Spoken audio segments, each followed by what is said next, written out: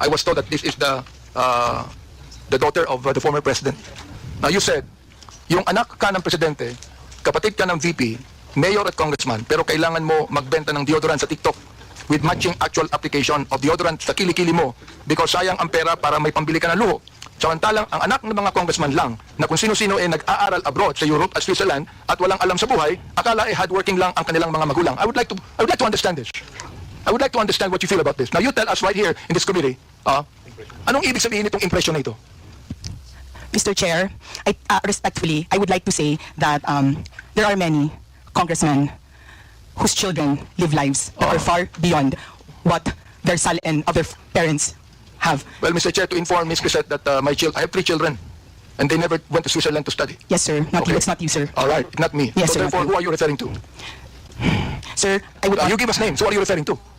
You made a statement that there are a lot of congressmen. Therefore, you tell us now, who are you referring to? Sir, Mr. Chair, respectfully, my counsel does not want me to mention.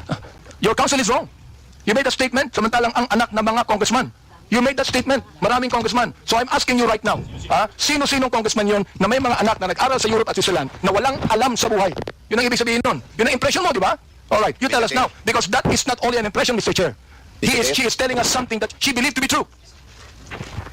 Your Honor, as counsel for resource Mr. Chair, issue, does the council have the right to speak in this committee?